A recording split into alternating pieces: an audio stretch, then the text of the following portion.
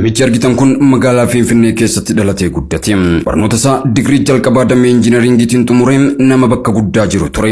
Haa ta'u malee dargaggummaatti mucayyoo takka waliin jaalala eegalanii baay'ee wal jaallatu. Yeroo seexanni wajjin dhaabatu sargeera. Dhugaa yoo afaan qabanii funyaantu dubbata dhadhi. Toleshi noonoo waan barbaadan jettu abaraa guddataa jechuun. Seexana baasoo kati jetteetiin dubbattu kuni muslimni addunyaa kanarra jiru biliyoona 2tu jira. Muslimni biliyoona 2 kun maqaa Yesuusiitiin miti kan baasuun. Warri Hindoozimii biliyoona 1 fi walakkaatu jira. Maqaa Yesuusiitiin miti kan baasuun. Seegalaa miti isaa waaqeffataan Itoophiyaa keessa jiru mataan isaatu maqaa Yesuusiitti naajomu seexana baasuudha. Waan seexanaadhaa kana lafaa kaasteyyuu dubbiidha jetteen dubbate. Isi warri arki keessan xuri, warri hojiin keessan xuri, warri dukkana keessa jirtan, warri karaa jallinarra jirtan, nama karaa sirriirra jiru, karaa qajeelinarra jiru, akkamitti dogoggorfituudhaaf, akkamitti qubatti qabduudhaaf. Kanaan booda namni tokko abdii raggaasaatti quba qabdee jennaan hallaan yookaan rabbiin harka kee tortorseera. Arkake qurceesseera. Subhanallah. Kanaafu Ejin assalamu alaikum wa rahmatullahi wa barakatuh. Ashama harkafuuni akkam jirtu kabajamtoota fi jaalatamtoota chaanaalii Ifaa Boruu. Ejin addaan banneetiin jirra hedduu adda fagaanne baga jiraattan bakkuma jirtanitti nagayaa fi rahmanni qilleensaraan isin bira haa jiraatu isin bira haa ga'u isin haa qaqqabu isiniin jedha. Har'aan tana immoo viidiyoo baay'ee miidhagaa fi bareedaa ta'e kan gorsa hedduu keessaa qabu qabadhee isiniif dhufeetiin jira. Akkuma duraa duubaatti ilaalaa turtan kana video kana hedduu kadaawwan nuta hanga dhumaatti video kana wajjin turtii gaarii taasisuu wajjin warroonni chaanaalii kanaaf haarawaa taatan subscribe like share gochuu moo hin irraanfatinaa jechuun dhaamsa yeroo hundaati like godha share godha hiriyoota keessan biraan yoo dasiisin jedhe gaha subscribe hin dagatinaa isiniin jedha video kana wajjin turtii gaarii. Namichi argitan kun magaalaa Finfinnee keessatti dhalatee guddate. Barnoota isaa digirii jalqabaa damee injiinaringiitiin xumuree nama bakka guddaa jiru ture. Haa ta'u malee dargaggummaatti mucayyoo takka waliin jaalala eegalanii baay'ee wal jaallatu. Jaalala keessa darbanii gaa'ela waliin raawwachuuf hawwii guddaa qabu. Osoo kanaan jiranii maatiin jaalallee isaa sooressa waan ta'aniif maatiin mucayyoo intalti isaanii biyya Ameerikaa akka deemtu murteessanii. Guyyaa tokko osoo isaan magaalaa Finfinnee keessa wajjin deemanii maatiin ishee konkolaataan dhufanii intala mucicha biraa fuudhanii deemanii ergasii isaan deebi'anii wal arguu hin dandeenye. Isheenis gara Ameerikaa deemte. Namichi kun guyyaa sanii kaasee bakka isaan lachuu gargar bahan sana dhaabbate hin deebitii laata jedhee eeguu jalqabe. Hojii isaas dhiisee namummaa isaas gate. Sammuun isaa miidhameera. Maatiin isaa yeroo baay'ee isa dagachiisuuf wanti isaan hin goone hin jiru. Inni garuu bakka mucayyoo sana wajjin osoo deemanii maatiin ishee konkolaataan dhufanii fuudhan sana dhaabbate ganamaaf galgala ishee abdiin eega. Waan garaatti nyaatu namatu kenneefi bira darbam. Iddoon bultii isaas idduma sana. Maatiin isaas isa dhiisaniiru. Jaalalleen isaa turtii waggaa 20 booda erga haadha ijoollee taate dhiyoo kana gara biyyaa dhufte iyyafattee argitee gara mana yaala sammuu geessitus inni ofii isaatti deebi'uu hin dandeenye. Yeroo namni nu barbaade dhiifni yeroo ofii keenya barbaannetti namaaf argamuun homaa faayidaa hin qabu. Namichi argitan kun magaalaa Finfinnee keessatti dhalatee guddate. Barnoota isaa digirii jalqabaa argaa jirtan kana namni barnoota guddaa baratee injiinaringii ta'ee sababa jaalalaatiin qabamee daandii irratti bahee jechuudha. Maaliif jennaani jaalala karoon ala yookiin sagantaan ala jaalachuunis hin ta'u yoo jaalattellee sammuu kee amansiistee jalaa hafuun baay'ee barbaachisaa akka ta'e viidiyoo kanarraa hedduu barnoota hedduu fudhattan jedhee abdii qaba. Viidiyoo itti aanu waliin haa daawwannu. Seexana baasoo kati jetteetiin dubbattu kuni muslimni addunyaa kanarra jiru biliyoona 2tu jira. Muslimni biliyoona 2 kun maqaa Yesuusiitiin miti kan baasuun. Warri Hindoozimii biliyoona 1 fi walakkaatu jira. Maqaa Yesuusiitiin miti kan baasuun. Seegalaa miti isaa waaqeffataan Itoophiyaa keessa jiru mataan isaatu maqaa Yesuusiitti naajomu seexana baasuudha. Waan seexanaadhaa kana lafaa kaasteyyuu dubbiidha jetteen dubbate. Sababni isaa maaliin? Seexani maqaa Yesuusiin baate maalidha kun isaa nuti maaliin baasuu jirra sun maqaa Rabbiitiin subhaanahu wa ta'aalaa baasuu jirra bara. Isa kana ammoo waan takkaa nuti lafaa kaafneen dubbannu. Sababni isaa maaliin? Kuni waan irratti haasawaniyyuu miti. Waan irratti dubbataniyyuu miti. Ergasani ammoo ummata keessa seexan ufumaa naqan. Ummata pheenxee malee seexana biratti argita amma muslima biratti argita. Akka jiruun ka waldaa seenteetiin seexani lafatti gadi kuffistu eenyudha isa pheenxeedha bara. Maaliif seexani seentisi fakkaata sababni isaadha. Raajota sobaa sanniin tuyyuu seexana harateetiin dhufa yaa'u. Seexanni waldaa marsitee jirti. isin seentee ergasan isin arguftee ufumaa seentii kabaa sullee isaanuma akka isin keessa seensisullee isaanu. Raajota sobaa santuu isin seensisu jira. Muslimni masjida keessatti seexanii yisiifti. Muslimni yisiiftu bara. Isunuma ka yisiiftu. Raajota sobaa san ofirraa dhowwitan malee jarumatu seexan isin seensisa jarumatu isin keessa baasa jechuudha.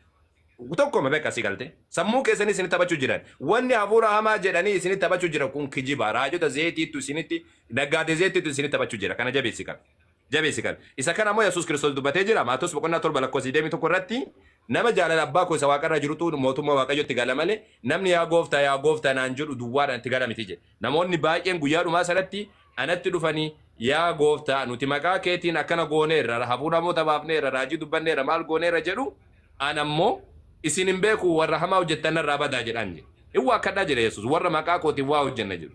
Raajonni masiyoonni hedduun kaanii maqaa kootiin waa hojjetu raajii hojjetu hafuurota hamoota baasuun amaninaa jedhe Yesuus. Maatewos boqonnaa 24 irratti. Tokko isaan fudhatinaa jedhe. Raajota sobaatti kunniin naggaatee zeetiiti. Seexanillee ufumaa isin seensisan ufumaa isin keessa baasan. Jarri akkamitti hojjetan kun akkuma kun warra wanna ayyaantuu durii sana ayyaantuu waaqeffataa bira jirtuuti. Ufumaa seensisanii ufumaa baasan. Inni kun isin bira taphatamu jira. Yoo hafuura hamaa dhugumaan baasuu barbaadde moo seexana baasuu barbaadde na bira kootu. Namni seexana qabdu kootu na bira. Atoo yoo uf keessaa qabaatan matan sitti qaree si keessaa baasan iyyuu. Quraana sitti qaree jennaan haqiiqaadhaan ka kijibaadhaan sun taane si keessa seensisuu baasuu sun taane yoo ati qabaatte dhugaadhaan ammatan iyyisiisee si keessaa baasa. Okay? Isa kana si galte wannaan isinitti taphatan kana dhiisi. Dabalataan namni seenama addunyaa kanarratti as lafa kanarratti jechuudha. Maqaa Yesuusiin namni tokko waa fayyisuu hin danda'u. Yoo kana gochuu dandeessan waa tokko isiniin jedhe. Maqaa Yesuusiin hafuura hamaa baasuu qofaa miti. Yoo dhugaadha taate nama du'e kaasaami. Yesuus Kiristoos namni anatti amanu waan an hojjedhu hundumaan hojjetaa jedhaami. Yohaannis boqonnaa 14 lakkoofsa 12 irratti. Maatewos keessatti illee 12 Maatewos 12 irratti namni yoo natti amaneetiin jedhe gaara kanaan buqqee yoo jedhan gaarri kun buqqee bakka biraa deemaa jedha. Isin keessaa mee raajota sobaa raajonni guutuun keessan warri waa hojjenna jettan koottaati mee nama du'e tokko kaasa Itoophiyaa keessa nama nuti beeknu tokko kaasame yoo dhugaadha of harkaa qabaatan maqaa Yesuus yoo jedhu ta'e yookaan ammoo dubartii walitti qabdanii hafuura hamaa itti naqxanii hafuura hamaa keessaa baafne jedha kuni soba yoo ka gochuu dandeessan taate kanaa miti namni anatti aman waan an gochu waan godhu hundumaa godhuu danda'a jedha nama oriijinaala dhukkubsate fayyisaame maaliif haati masrat taayyeedha masrat taayyee kamma naqamtee jiru haati samaa dhukkubsattee gammaadha siree ciisu jiru duute moo jirti haati tiyya dhukkubsattee waggaa torba dhukkubsattee akkuma argaa jirtan kana warroonni beentewanii raajota ofiin jedhanii ummatuma nagaha qabu hafuura hamaatti naqanii ergasii immoo keessaa baasni jedhanii ufuma hidhan ta'anii sheedhaan itti taa'aa jiranii jechuudha. Isaanan akkanaa kun isaanan kiibaati jechuudhaan ustaazonni keenya online irratti karaa onlineetiin saaxilaa jiru. Isa dhugaa agarsiisanii isa sobaa ibsanii fi bifa saniin yeroo hedduu amantii islaamummaa bifa kanaan ibsaa jiru. Mee kama kana fakkaatu kama amantii isaanii keessa jiru kan raajii isaanii guddaa beekamaa ta'e tokko seenaa waa'ee raajota sobduu kanarraa waan dubbatu jira. Waan daqiiqaa tokko hin geenye dhageeffadhaame barnoota isiniif ta'a waan ta'eef abdii raggaasatti waan kana nu qopheesse dhageeffadhaa. Yeroo seexanni wajjin dhaabatu sargeera. Dhugaa yoo afaan qabanii funyaantu dubbata dha. Toleshi noonoo waan barbaadan jettu abaraa guddataa jechuun nama ani aladhee utuu inni faarfatu futuu lallabu amantaa Pirotestaantii keessatti nama argedha. Taajjabbiinni amantaa kana keessatti taajjabe ni ilaalaani. Yeroo ta'e wayii raajota baay'ee wajjin deemeeran.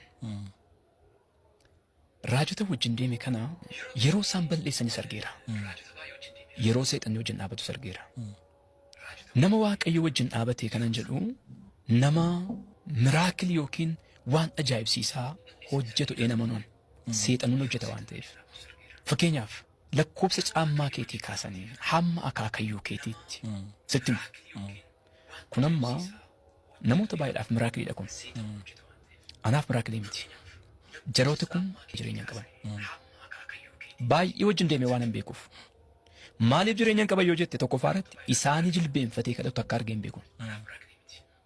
Fuula gooftaatiin sitti hima. Dubartoota irraa adda bahuu hin danda'an. Dubbachuun sana harkisa. Yeroo dhiyoodhaasitti an kanan argaa jiru qoricha warra qaban hin beekan. Dhageessee beektaa waan akkasii? Qoricha qabu. Bobaa isaanii jalaa.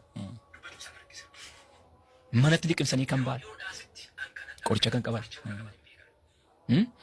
biyya biraatti dhaqanii asraatii kaffalanii afur hamaa kanaaf dhaqanii walii galtee uumanii yeroo yerootti dhaqanii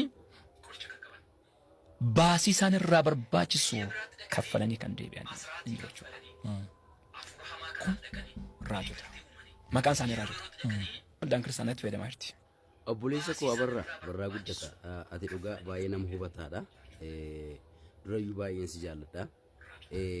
Hubannaan ati horattee jirtu yookiin wanta argatte gaariidha. Kanaaf iyyuu wanta amantiin ati qeequu hin dandeenye karaa dhugaadhaan rabbi dhugaan kan waaqeffatamuuf gabbaramu islaamummaa qofaadha. Akkuma argaa jirtan kana asirraa barnoota hedduu fudhatan jedhee abdii qaba. Waan hedduu nama gorsuu fi waan hedduu barnoota irraa fudhatanidha. Kanaaf warroonni hanga sa'aatii kanatti turtanii daawwatan hedduu galatooma barnoota gaarii isiniin jedha. Seexana baasuu kati jetteetiin dubbattu kuni muslimni